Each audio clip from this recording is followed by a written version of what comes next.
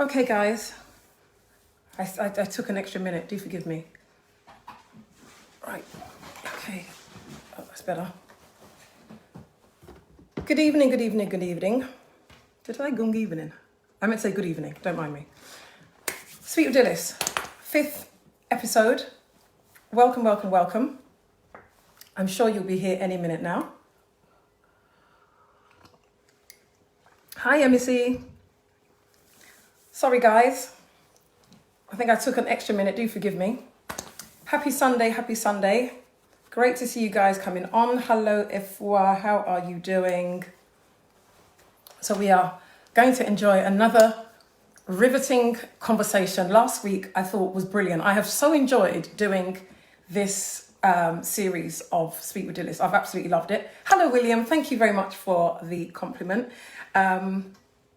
Yemi says she wants coffee. Actually, Yemi, see, I think you are the one that infected me, because the way I love coffee now, like it's really bad. I'm a bit of a coffee addict. Hi, Lisha. Lovely to have you on here, my love. Temi Tokpe, nice to have you on here as well. I'm really glad you're doing well, Ifwa. Great to see you guys on here. Those of you that have joined, you know the drill. Come on, you've got to start sharing.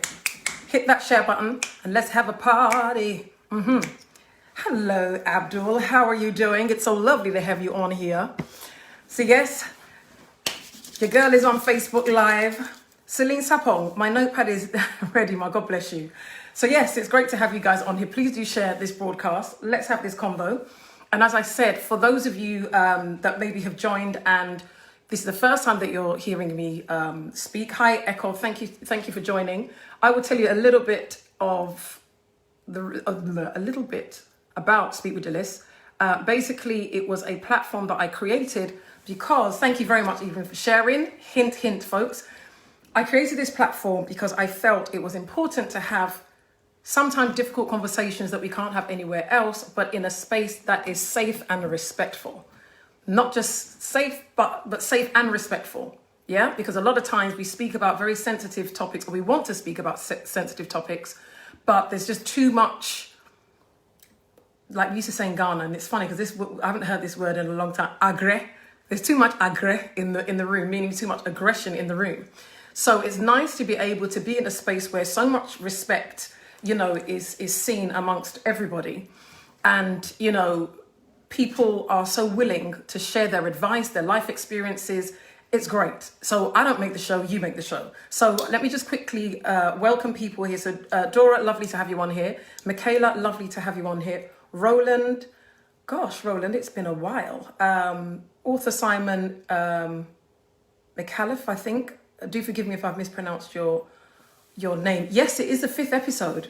Yeah, it's the 3rd series, 5th episode. So I've done about 30 of these on just, I used to do something else called Speak Now, Forever Hold Your Peace. So I have done a few of these, and Life, Laughter and Lockdown. So yes, this is the 5th episode. So if you have missed the other ones, by all means, go and binge watch. They are all really interesting, I have to say. Margaret Connolly, lovely to have you on here. Hope you're well. And Audrey, welcome back. So for those of you that don't know what today's episode is about, I'm about to read it out to you, what we're going to be chatting about. So as I said, this platform was created, Hi Princess, so we could have a conversation in a space that was safe and respectful. So, good people, this is what we're going to be talking about. So this episode is called Dust Your Shoulders Off, like that song by Jay-Z. And what it says here is, do we really care about what people think of us? And if so, how much? Enough to hide our true selves, enough to be accepted into certain parts of society, family or groups of friends by compromising on our values and ethics. Does the opinion of others affect your self-worth and self-confidence? Has this been your story from childhood? Let me scroll down. Has this been your story from childhood, or have you only started to pay attention now you're an adult? In an era where image, likability and acceptance seems to be promoted more and more, where do you fit into this picture? How easy is it for you to remain authentic and true to yourself in a world that seems to be more and more judgmental, with ever-evolving standards for both men and women, from looks to personality and anything else in between? So that is what we're going to be talking about. So if you're feeling the topic, give me a thumbs up, guys, because that's what we are going to be speaking about. Our authenticity. How do we show up? And if we have issues with our self-confidence and what have you, how do we get there? So I know that I kind of have a little bit of a preamble before we do the actual show on the Sunday like today. And quite a few of you said, I don't care about what people think. Others said, yes, I care about what people think to a degree. I'm loving the thumbs up, guys, and the hearts. Thank you very much, because I will be asking you how you're doing in a second. So yes, it's very interesting to hear the different answers, as well as the different reasons, and also the age group of the people that responded. I found that quite interesting, because I'm quite an analytical person. So I don't just take things on face value. I kind of like read between the lines. Ikea, lovely to have you on here. Vanessa Bob, thank you for being here as well. Thank you guys for the thumbs up. Sharon as well, thank you for being on here. So I am going to just do my little announcements. So for those of you who don't know me, I do this Speak with Dilys thing every Sunday, 8 p.m. This is where you're going to find us, not just me. I am a qualified and accredited life coach. I specialize in emotional independence, and I've started to coach women who are 40 and above who have either been widowed or divorced. However, if you still require my services for other areas, and I also do grief coaching, so that's something that's pretty standard, do hit me up, let's talk, and we'll take it from there.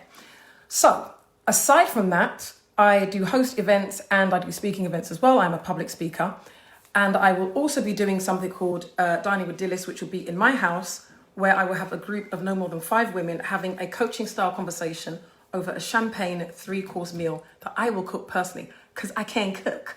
Okay, so you won't be getting any funky bellies from my kitchen. You will be, have lovely cuisine, great conversation, and hopefully you will leave a lot better than when you walk through my door. So those are the things that I am up to. So if you have any hosting events, do send me a private message and we can talk. Okay, so back to business. So dust your shoulders off is what we're going to be talking about. But before I get into that, how are you guys doing this Sunday evening? Are you well? If you're well, you know the drill. Give me a thumbs up, show me some hearts, tell me how you're feeling, what's your day been like? Mine was pretty, I haven't had a lot of sleep for the past week, but it's kind of getting, like I've had a back issue for about a month. So I have not had a full night's sleep, actually for more than a month. I'm waking up every few hours. So it's been a little bit of a bummer. It's not been great. Good evening, Jamal. Princess, good evening to you. Oh, Author Simon, you said I did pronounce your surname right. Oh, well then that's good. I hate mispronouncing people's names. I find it, names are important. So if I mispronounce your name, put how you pronounce it in the comments, and then I will make sure that I pronounce your name nicely. Hi, Shirley Ann. Thank you for being here. Aisha says, great to brush off negative energy of statements made about you. That is true. What else are we saying? Thank you, Sharon.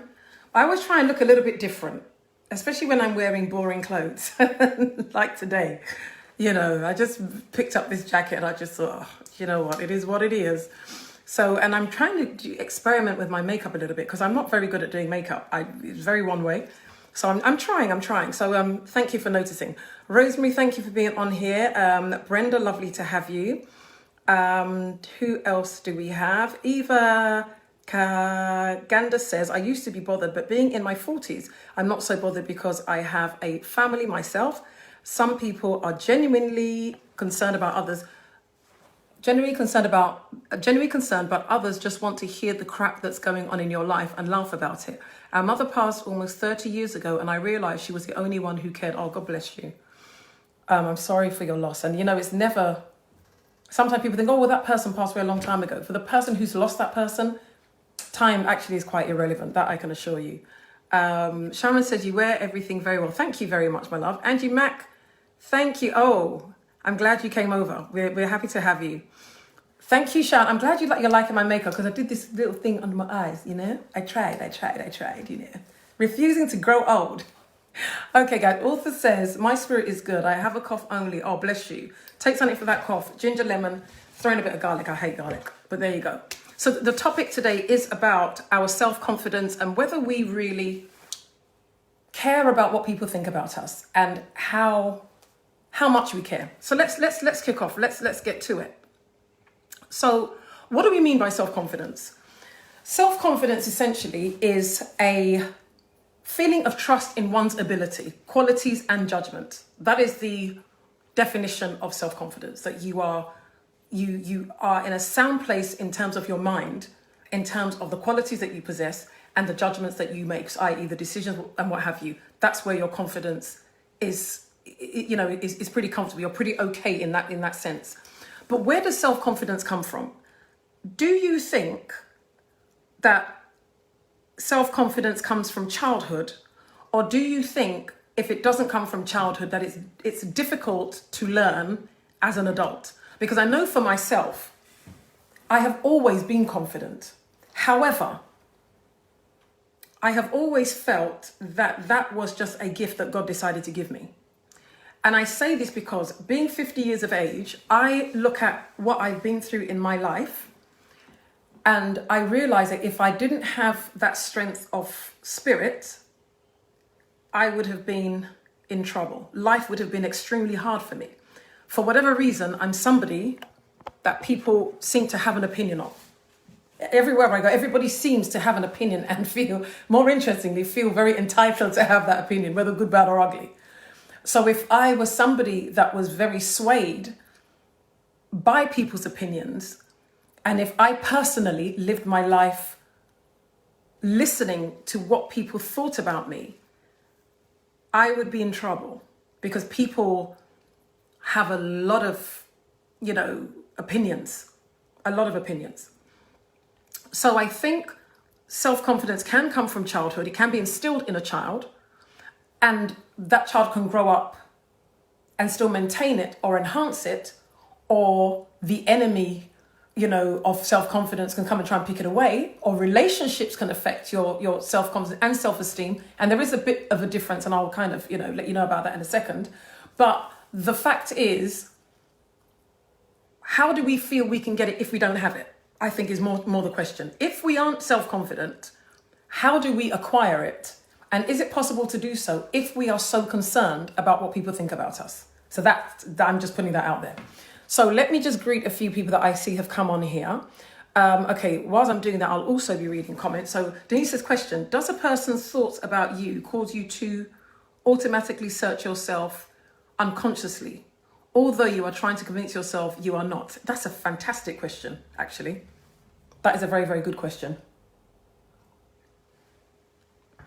And I will tell you why I will tell you why your subconscious comes into it. The reason why your subconscious may kick in, even though you're telling yourself you're not, is because you have heard it before. So somewhere in your subconscious, you're telling yourself it's not true, but the other part of your thoughts is saying, or is it? Am I really like that? So that can knock your self-confidence in a way. It's because you've heard it before or thought it before. And either one of those things is going to cause you to question yourself. So in that scenario, you need to just address it and be like, really, am I this way inclined? But I don't want to go ahead of myself. There's something else I'm going to add to that. So I'll tell you that in a second. Hi, Ifya, lovely to have you on here. Shirley Ann says it comes from childhood, but other people's opinions can affect you. Hello, Marvin Bramble. How are we this evening? I hope you're well. At least you've caught the beginning this week, so you don't have to catch the replay.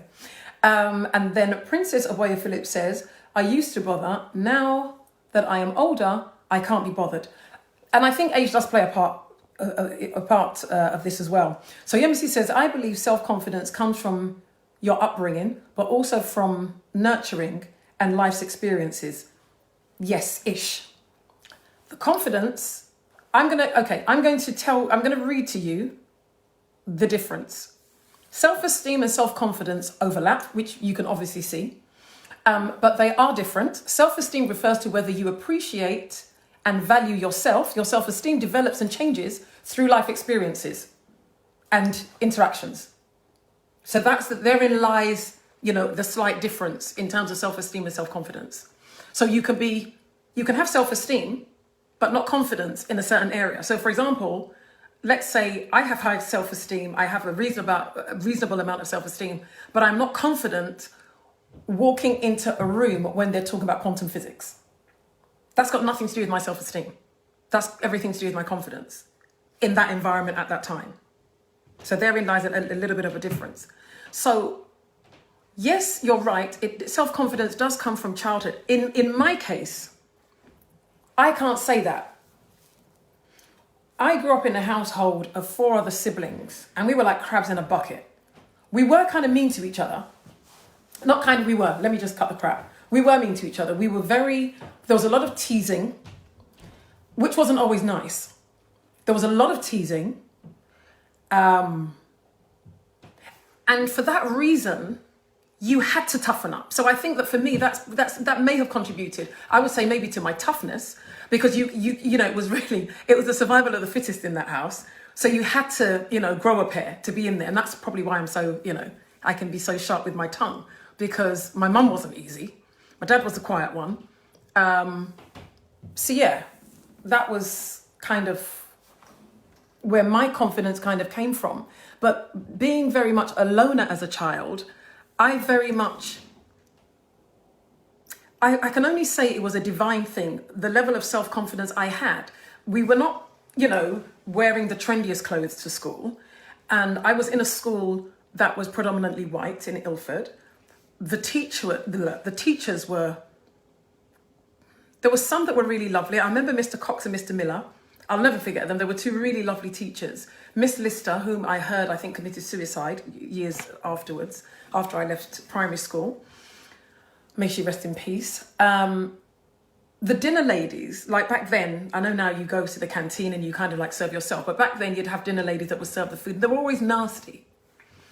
So it wasn't an environment where you would be built up as a child. You were teared down quite often, especially as a black child. And that was more about self-esteem than self-confidence. But somehow, I always was able to stand my ground and have a voice. So I didn't care that the other kids didn't want to play with me because of the colour of my skin, or they didn't like the way I dressed to come to school. I personally didn't care as a very young child, maybe being, 7, 8 years of age. But that was just me personally. And I think when I look at my life at 50, I understand why God made me that way, because I probably wouldn't still be here talking to you, which would be quite sad. So just to go over what self-esteem and self-confidence is. Self-esteem and self-confidence overlap. They are different. Self-esteem refers to whether you appreciate and value yourself. Self-esteem develops and changes as a result of your life experiences and interactions with other people. Self-confidence is your belief in yourself and your abilities. And this I got from the University of Queensland, because I don't plagiarize, I just recognize. Okay, so your self-esteem can be impacted by different things. So, for example, I've heard a lot of you say on here, as I'm 40 or as I got older, I don't really care anymore. Because there is something that you have acquired in your older years that has made you feel more secure and happier in yourself. But that can also work the other way. So some women or some men, depending on what they feel they have achieved or not achieved in life, their self-esteem diminishes for that reason, because they feel now they are too old. Or they feel that whatever it was that would have validated them, they can no longer be involved in that because their age group isn't given that space. So for example, a woman's self-esteem can be affected if she feels that she's too old to have children and she hasn't had kids. And in our society particularly, we're really lovely to women who haven't had children. So, self-esteem and stuff being affected in that respect is not going to be surprising. Guys, please share this broadcast. Just 5 of you. Normally you're great. I've only seen a few people share actually. So please let's have this wider conversation and let's get more people speaking. Illness can affect your self-esteem very, very easily. Socioeconomic status can affect your self-esteem. Hi, Kira, how are you doing? Lovely to have you on here. Jeffton as well. I haven't seen that name before, so welcome, welcome, welcome if you're new. Do share and let's enjoy this convo. Negative experiences can affect your self-esteem. So, for example, being divorced or being widowed. I know for me, yes, I would say it affected my self-esteem in as much that I remember saying, and for those of you that have read my book, Not This Widow, and you can get it on Amazon, I felt naked. I felt very exposed. I felt ashamed, actually. I don't know why. I can't rationalize that emotion, but I felt so ashamed, and so ashamed to the point where I wouldn't have left. I probably would have ended up, I can't remember the name for it, what phobia it is, but I probably would have ended up not being able to leave the house.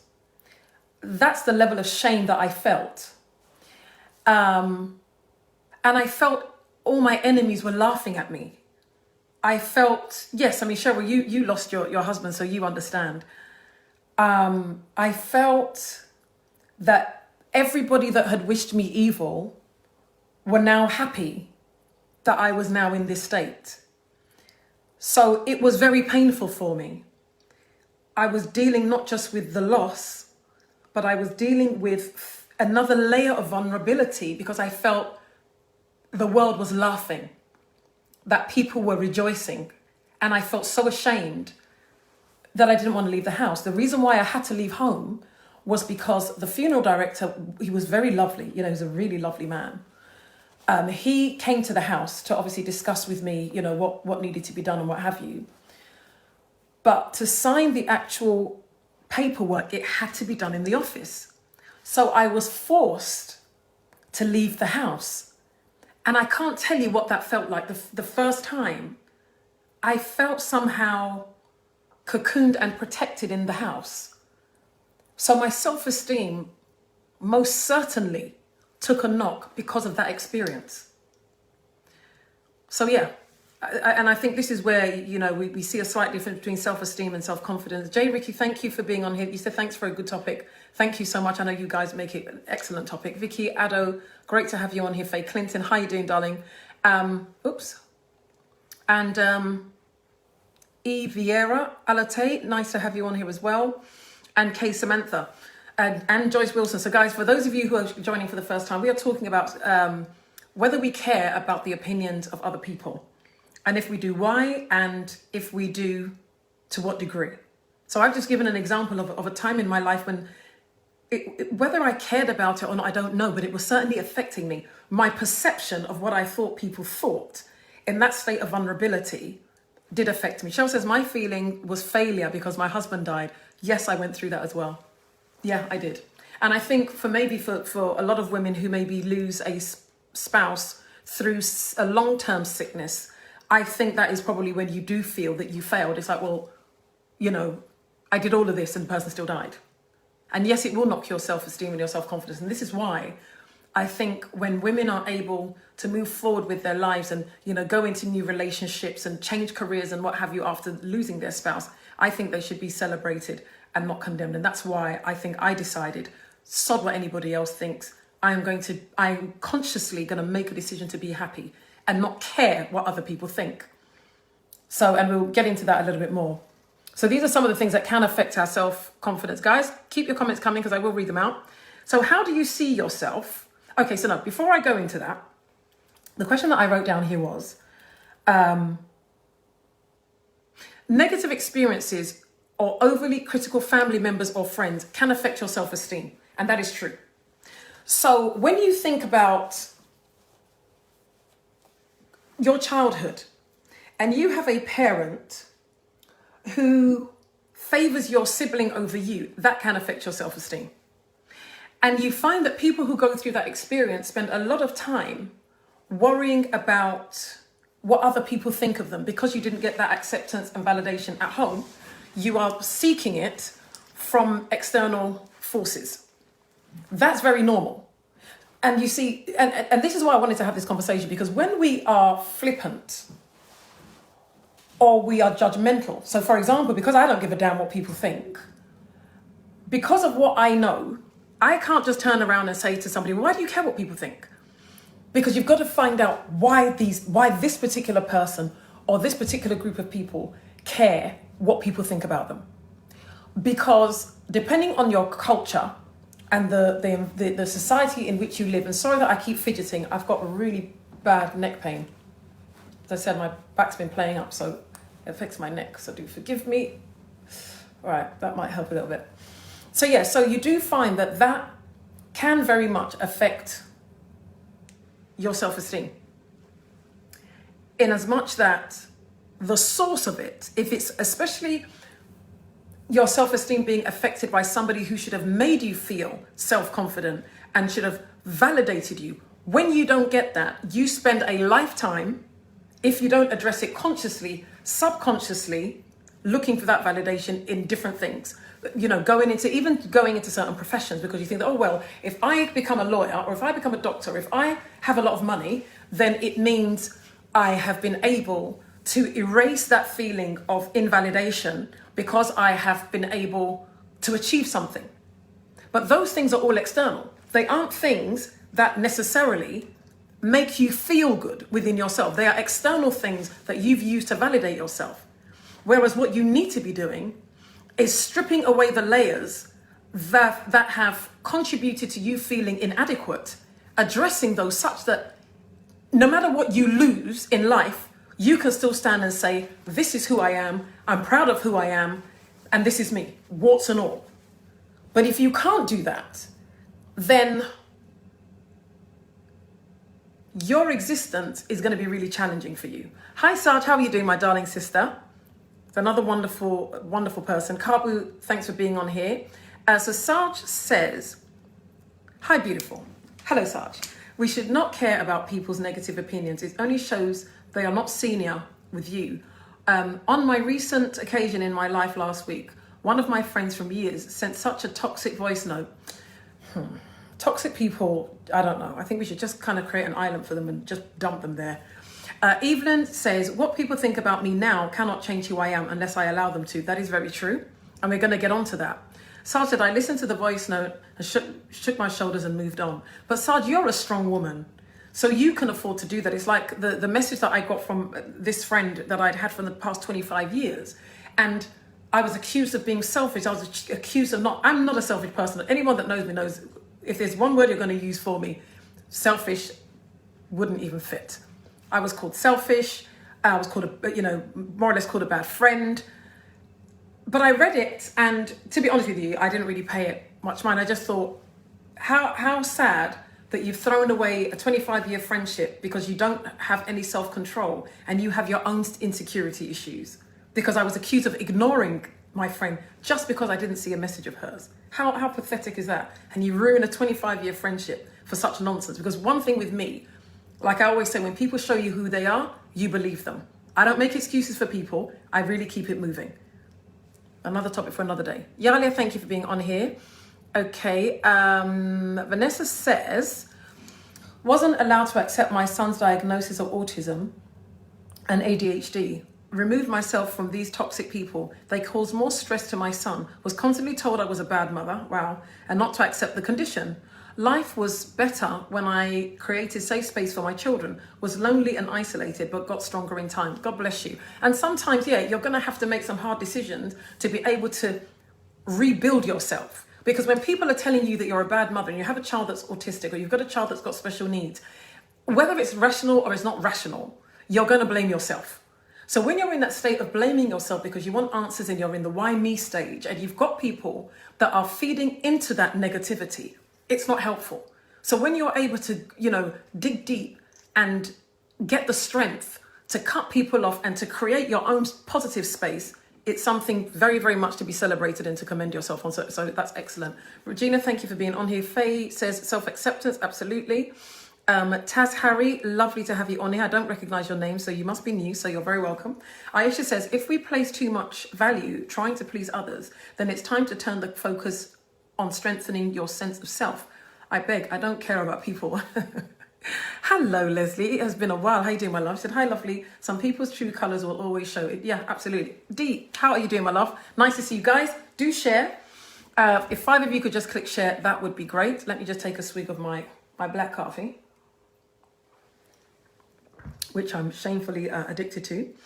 Now, Carl Rogers speaks about unconditional positive regard, and it won't make sense to you unless you've done coaching or you're in this kind of field, which I am, obviously. And what he says about unconditional positive regard is basically seeing somebody as whole, as there being nothing wrong with them, and not judging their behaviors and categorizing them as being either good or bad. So it's called unconditional positive regard. And as a coach, the way I was trained, That is how we see every client. So for example, if my client said to me that, oh, I slept with, anyway, if I say this, you guys are going to just think, oh, so you're going to, but I'm going to use it anyway. I slept with 10 married men the night before. As a coach, I wouldn't be looking at you thinking, oh my God, you dirty stop out. How could you do such a filthy thing, or you're going straight to hell? That's not my job. My job is to find out why, and whether sleeping with 10 married men in one night, how it served you, how did it make you feel, and get to the root of that issue. That's what we call unconditional positive regard. Okay, it doesn't mean that we validate it, but it also means that we don't invalidate it. That's that person's state.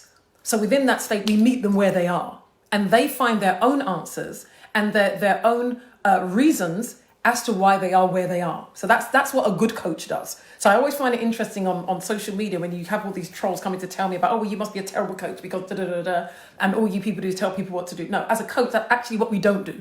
One of the things we don't do is tell you what to do. Okay? So those £10 a weekend coaches that you people have been following, you need to stop. Yeah? Right. So author Simon says, I was bullied at school and beaten at home by my father, which gave me low self-esteem. When I left school, I had to grow a thicker skin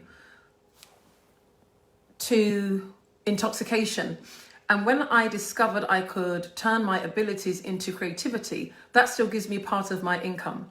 My self-confidence grew when I became a go-to person for advice, but it was validated by pivotal people on my life journey. My self-esteem stays high now because I value all myself. My confidence remains high because I believe in myself, no matter any negativity around me, because I am a positive person. Well, that's wonderful. And I'm really glad. And I'm glad and thank you. And I do appreciate you sharing something so personal.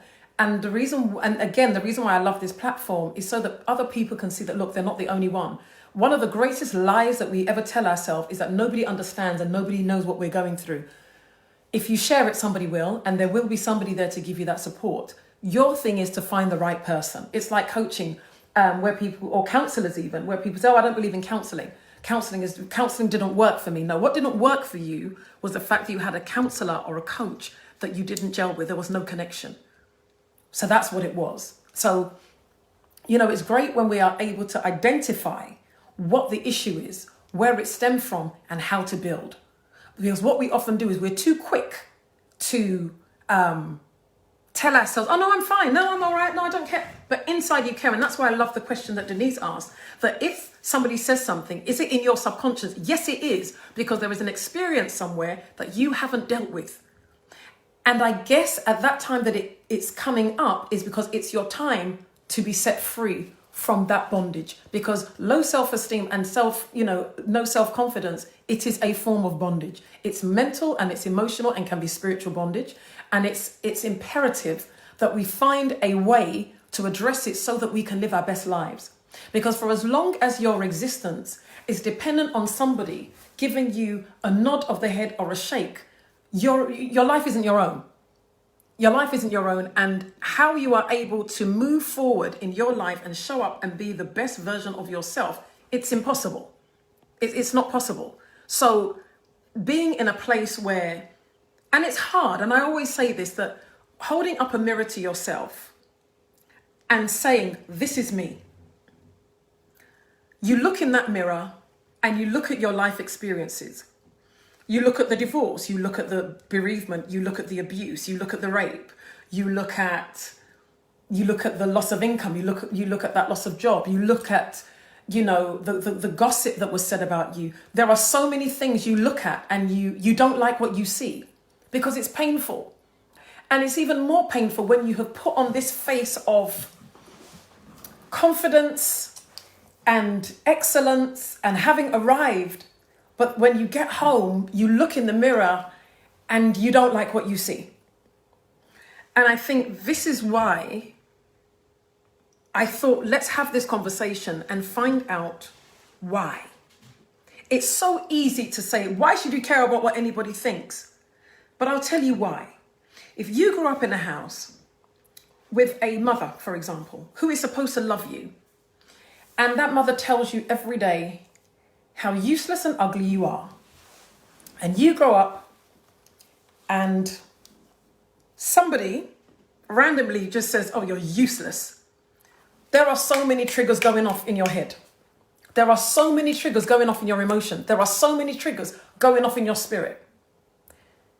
At that point in time, you become a child again.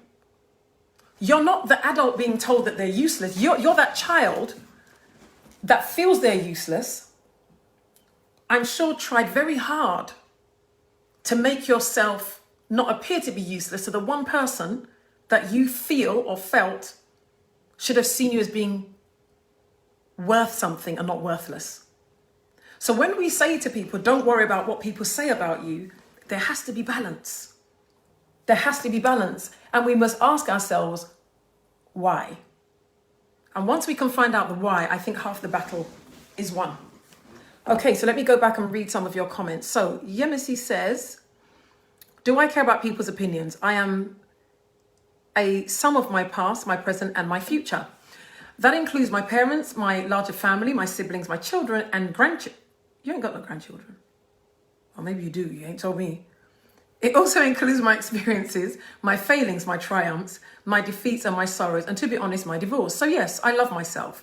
Loss taught me to truly accept myself. I know that might sound odd, but I learned to treasure life.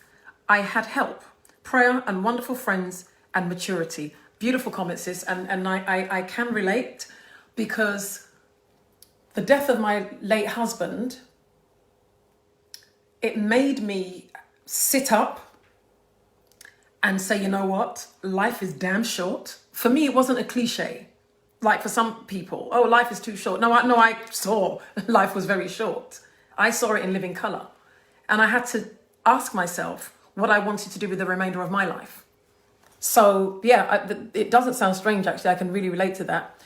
Oh, hi, Osbrook Jackson. Lovely to have you on here. I saw you here last week. One of the hardest parts of doing the work to rebuild self-esteem and self-confidence is letting yourself feel the discomfort. I think that's what it is. I don't know why it's not allowing me to expand. That's it. Got it. Discomfort. Yeah. That comes with having to self-assess. That's the word I was looking for. There are painful places one must go to figure out how to heal. And on that note, I don't know why we feel we have to walk that healing journey on our own, because we do not. That is why people like myself as coaches exist. You do not have to do it on your own. And sometimes, in fact, all the time, the reason why you need that help is there are things, you will only address the thing that you know. Trust me. You can't address that thing in your subconscious that you're not aware of. Your coach or your counselor will bring that out. So I don't know why, in this day and age where we talk so much about mental and emotional health, that we're still so slow to make that investment. To pay for a coach, it's like, oh no, it's just money. Let me tell you something. When I was bereaved, I had a counselor that was sat in my house every week for as long as I needed her. And she was absolutely amazing. In fact, in my book, when I was giving credits, I gave her credits as well, because without her, I wouldn't have written the book. Because every time I sat down and put pen to paper, metaphorically speaking, because obviously I was typing on my computer, I would have panic attacks. I would have stomach cramps. I was ill. Writing that book made me sick. But I realized there was a level of support that I needed, so I went out and got it. So stop thinking that you have to do this on your own, because you really don't. Richard Valente, Richmond having on here. It was nice. It's nice to see that you're here. I know that I kind of bugged you yesterday and said, when are you going to come and watch my Facebook Live? So great to have you on here. Evelyn says, I care too much about what other people think about me. I will forever be their prisoner. It is my life to live. So sorry, you said if I care too much. You're absolutely right. You would be. Osbrook Jackson said, people walk it alone because it is scary to let people into tender places. That's why I said it's very important that you find the right person. It is very important. Hi, Selena Frimpong. Thank you for being on here. It is very important. And it's not easy. I don't know if I shared this with you before, but I had a client that once asked me that with all this information that she's giving me, what am I going to do with it? And the only thing that I could think of, and the only way I could describe it to her, was just imagining that it was a basket of washing. And I said to her, what I will do is I'll help you take the dirty clothes out of the bag. We'll wash them, and then we'll fold them and rearrange them properly, so that you no longer will have a basket full of dirty clothes that you're trying to put the lid on and it's spilling out. But rather, what you're going to have is a basket full of clean clothes, neatly folded with a lid that can cover it, that you can pick up, go in there and take out whatever you need as and when you need it. That's what I'm going to do with the information that you give me. So yes, it's very important that we go to the right people, so that when we are sharing I don't see how you could have a coach that you don't gel with, or a counselor, because you're sharing the most intimate parts of your life. And if you were trained like me in coaching, where we have unconditional positive regard, we're already seeing you as whole. We're not seeing you as a broken person that needs fixing. What we're saying is, for example, and hi, Auntie Jenny, lovely to have you on here. And Robin Bertley as well. Nicola Bowman, thanks for joining us. And Kolawole Brima, he has a counselling business in Ghana, so do check him out. And Kolawole, do post the link on here if you want to do that.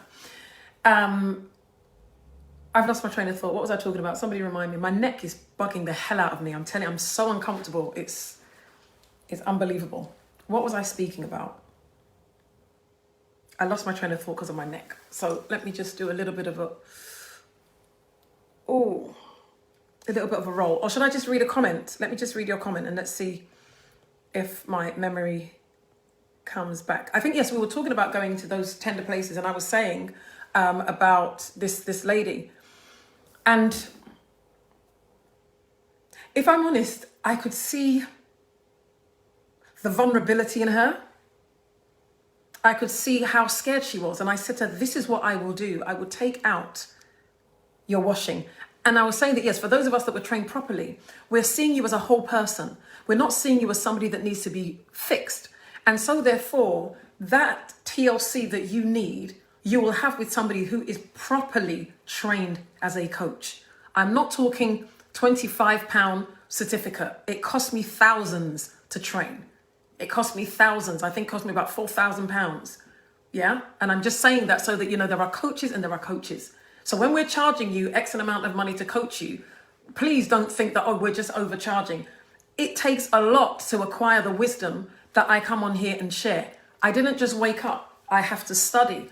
I have to research. Even when I'm doing a show, it's not just me coming on here because I want you to see my new hairstyle. But I do want you to see my new hairstyle. But on a serious note, there's a lot that goes into it. But how much do you want to invest in yourself to heal? Because let me tell you something. When you are a woman or a man who is self-confident, self-assured, you know who you are and you're not swayed by, public opinion, you can't put a price on that. You know why? Because when you're not that person, what you have lost and what you lose is more than money. In terms of the decisions that you maybe should have made, but because of worrying about what people might think, maybe that marriage that you should have had, that maybe you would have been married by now with the kids that you would have wanted, maybe you would have had them by now. But for the opinion of other people, you lost that chance. Or maybe, you wanted to pursue that singing career, but for what your mother or father would say, you ended up going to do architecture. You hate architecture, but that's what you went and did because the opinion of others made you feel that, if I do it and I fail and, I have to conform and be this so that I can be validated by. That's the cost. And it's a high price to pay. Kabwe says, and also there is no time limit on healing. That's an excellent point. That's very true. Especially when it comes to grief as well. You're absolutely right. What I say is we are here to evolve. I love that. The universe gives you experiences to help you in your spiritual evolution. Once you deal with self-worth issues and know and live your life with purpose, you really don't care what people say and think about you. It's all about choices, always. God bless you. I love that. That's very true. Hi, Isaac. Thanks for joining. Let me see who else is here. Vanessa Bob says she agrees with me. Thank you for agreeing with me. Francis Vera says the wash basket. Yes, thank you for reminding me. I did see that pop up. I appreciate that. Thank you. Hi, Adele. Always lovely to see you on here. So yes, time goes so quickly when we're having fun, doesn't it? So are you guys enjoying this conversation? And if you are, have you actually shared this? How much are you enjoying this conversation? And are you finding it helpful? I know I do joke a lot because that's just how I am. I can never be too serious for too long. But it is a very important conversation that we're having. Don't underestimate how important this conversation is. Because how we see ourselves can change the whole course of our life. The whole course of our life. It's a toss-up between being old or being on our deathbed and thinking, yeah, I lived my life and did it my way, or I wish. And for me, regret is a killer of the soul. I always say that. To regret is a soul killer. It's a soul killer. Live your life intentionally. But for as long as you are looking for validation from other people, that's never going to be possible. What is validation? Validation is basically being given permission to exist in the state that you have been told to exist in. That is what validation is. Being given permission to exist in the state that you have been given permission to exist in. That is what validation is. Oh, you are worthy. And different societies contribute to that. So for example, you're worthy because you're married. So therefore you're validated by virtue of a marriage certificate. Or you are a value because you've had children. You're a value because you've got money. Or you're a value because you have a particular surname. I know I've shared this before, but I was told I was of no value in a job in a contract that I was doing many, many years ago. And I was just told by this little 4-foot man telling me that I had no value. I was 7 months pregnant with my daughter, just because he felt that he had the power to tell me who I was. And I had to tell him that you don't know me to feel that you have the audacity to tell me what kind of wife, mother, daughter, friend, or whoever that I am. I said, you don't have that privilege. And I quickly put him in his place. But for somebody else, that would have been soul destroying. I mean, I was 7 months pregnant. So, anybody that's pregnant, you're in a vulnerable state. But I thank God that the times where I have been very vulnerable, somehow the strength that is in my reservoir kicks in and helps me. So I'm grateful for that. Belladonna Banya says, let me read this one. Sammy J, thank you for watching as well. Selena Frimpong, I am great. Thank you very much. Aisha says she loves this conversation. Thank you so much, guys. Please do share, and thank you, Bella, for sharing. As much as we tell ourselves that we do not care what people think about us, deep down we do, and the opinions of others do affect us if we let them. And she put that in capital. That used to affect me a lot until I became intentional about healing and learning to love myself and accept me for who I am. I'm confident and self-assured and realized that I was constantly making myself small to make others comfortable. I am more self-aware, and as long as I know I am not intentionally hurting anyone, I do not let the words or behaviors of others get to me anymore.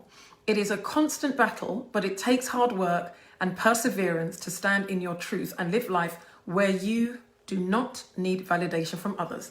Now that is just a beautiful comment and just sums everything up. Particularly the part, Bella, where you say it is a constant battle. Why is it a constant battle? Because the battle starts in your mind. The battle of being self-assured and knowing that you are worthy, it starts here. It starts with what you tell yourself and what people have told you and the argument in between and which voice wins. And like I said before, from the very, intelligent comment that Denise put in there about the subconscious, you've heard it somewhere before. You've experienced it somewhere before. So whenever it comes up again, it's coming to challenge you to say, are you sure you really don't care about what people think? Are you sure you really don't feel fat and ugly? Are you sure? because you've put on a bit of weight, you don't look like you used to. Are you sure? It will challenge you. So you have to find that voice and have a response. Say, yeah, I do have a roll of fat here. Don't have a flat concave belly like I used to in my 20s, but I'm okay. I don't mind. Because if not, you'll constantly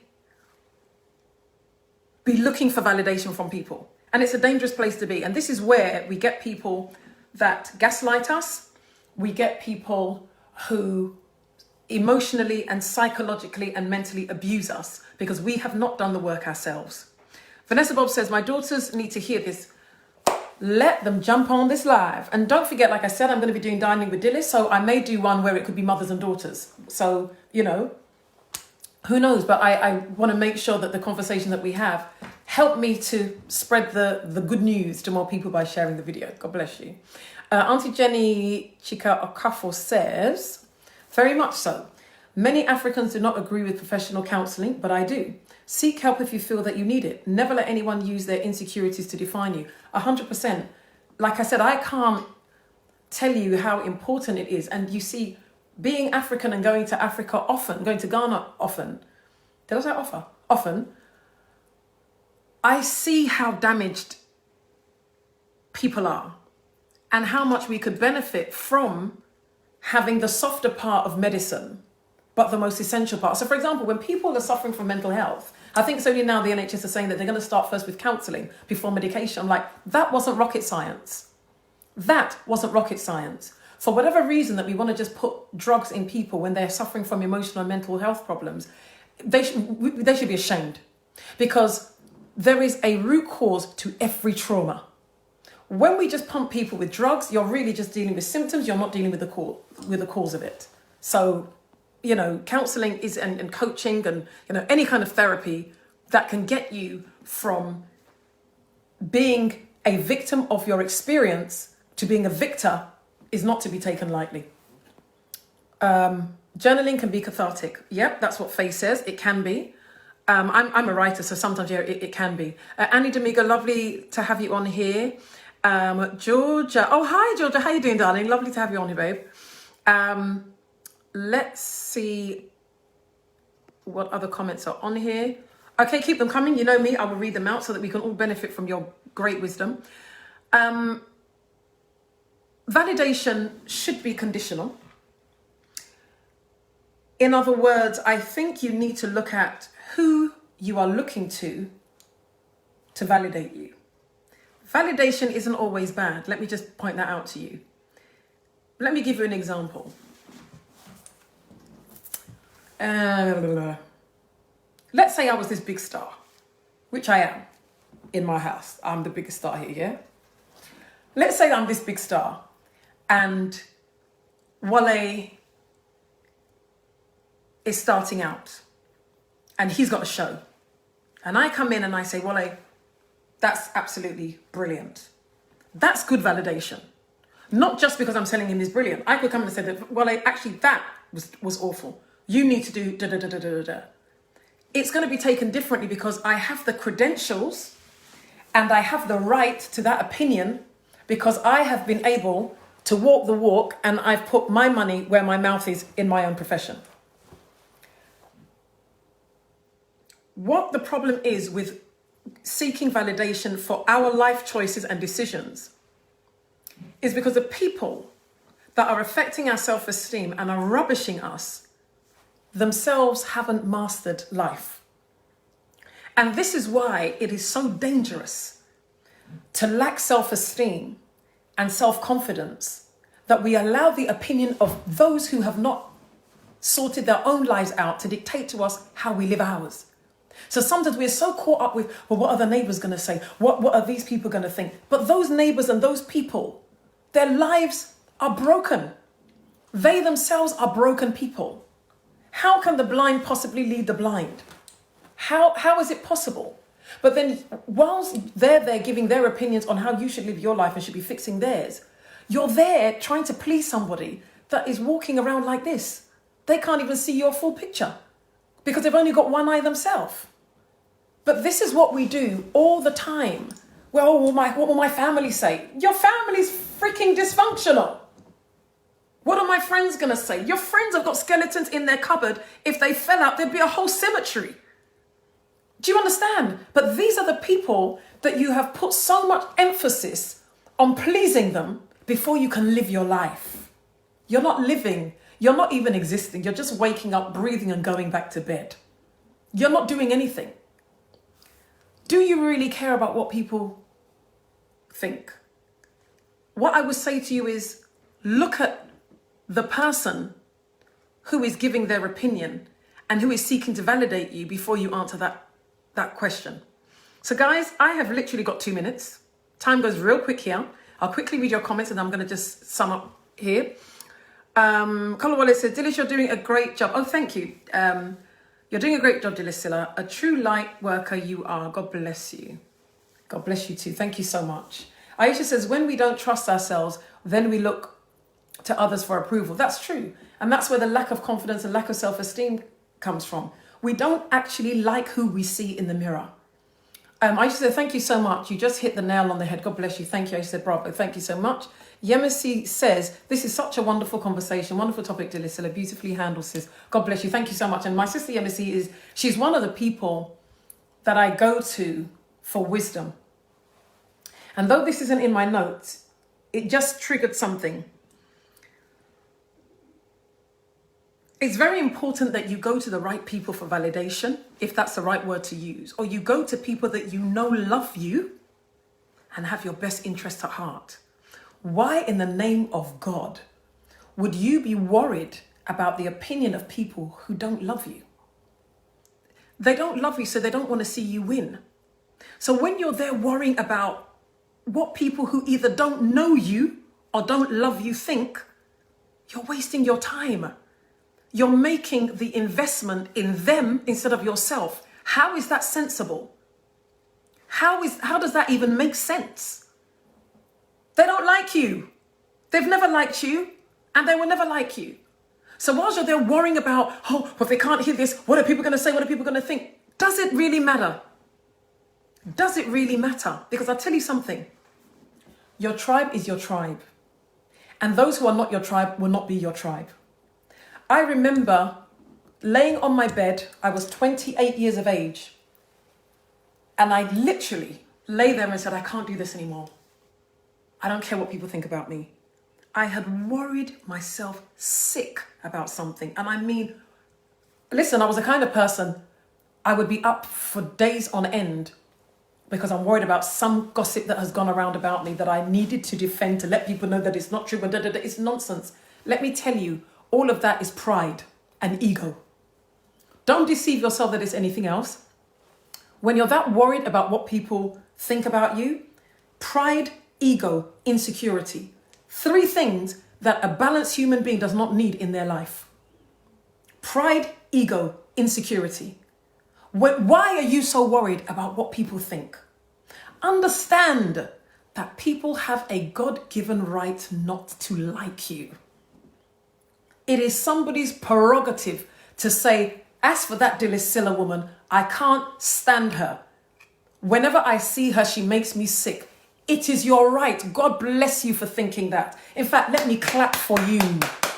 I have no right to demand that you like me or that you accept me or that you approve of me.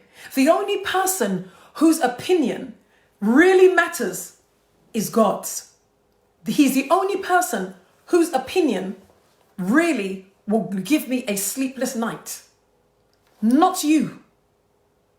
Unless you are somebody in my camp, a husband, even a husband or a child or a mother or father, there comes a point where if that opinion is skewed and it's not coming from a good place, you will automatically be relegated into the people who do not matter. I said it. You will automatically be relegated from position of honor to the outhouse. If that opinion is contrary to who I know I am. So for example, when this friend that I had a lot of love and respect for sent me that message telling me how selfish I was, and I said the last line was I should have a good life, I was able to wash my hands and move on PDQ pretty damn quick. You know why? Because I know who I am. I know who God says I am. Simple and short. I'm walking in power. I'm walking in miracles. I live a life of favor. I know who I am. That's me. Don't know the words, but you get my drift. I know who I am. I have to give you permission to say here, so-and-so. I am giving you permission to validate me. Tell me when you died and, who died and you were made king. Tell me which part of God's throne you share to tell me who I am. Tell me, because I need to know. But I have to give you that permission. I have to give you that permission. I have to tell you that, yes, okay, I'm selfish. Really? Oh, no. I'm a giving person. I love people. Am I perfect? Yes, no, I'm only joking. Of course I'm not perfect. But are you? That's the point. I'm not perfect. But the fact is, are you? You also fail. You also make mistakes. You've also done some dumb stuff. You also have regrets. You're walking the journey called life just like me. You are also a WIP. You're also a WIP, a work in progress. You've not mastered it. You know why? Because you're still living. The only time you've mastered life is when you've died. But for as long as you are breathing, we are all walking this journey of self-discovery, of healing, of wisdom, of renewal, of evolution. All of us. Nobody has got all the answers. So why are you looking at your fellow human being and judging their standard by yours? Do you know who they are when no one else is watching? Do you know who I am when no one else is watching? Of course you don't. So people have the right not to like you. They may not have the right to disrespect you, but they have the right not to like you. That is not something that you can demand. And is it not prideful for you to expect or demand that everybody likes you? Who are you? Even Jesus wasn't liked by everybody. So who the hell are you? You're nobody in that regard. You're nobody in that regard. What you should be concentrating on is healing. Making sure that you do the right thing, that you love others, that you are a support to others, that you are compassionate, that you see somebody that has a need and you meet it because you can. Those are the things that should validate you. The kindness of your heart, how big your heart is, how easily you're able to forgive people. These are the things that should validate you and who God says you are. For me, I always say this, I'm a believer. So you're not going to get any show out of me that I don't make references to my God. He told me that I am beautifully and wonderfully made, that I am indelibly printed in the palms of his hand. So that is the image that I carry for myself. So when somebody tells me that I am beautifully and wonderfully made, please tell me who you are, such that it can trump that validation. Can't. Nobody is God, so don't place a God-given right or power in the hands of mortal human beings who are probably more flawed than you are. For as long as you validate yourself through the court of public opinion, you will always be a prisoner. Find out your purpose in life and start to live it. And I'm nearly done. Find your God and hear what he has to say about you. When you know who you are, nothing else matters. Those who live a life of purpose live for God and they are able to live for themselves.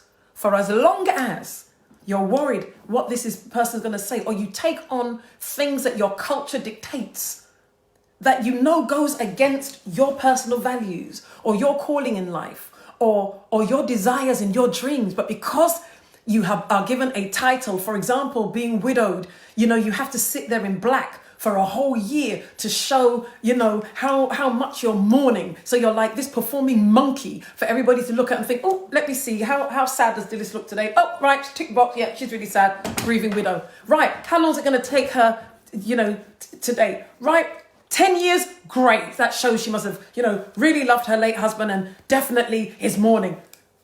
3 years, wow. Oh, then I don't care. Because why should I care about the opinions of somebody who gets to go and sleep beside their wife or their husband at night? Why should I care?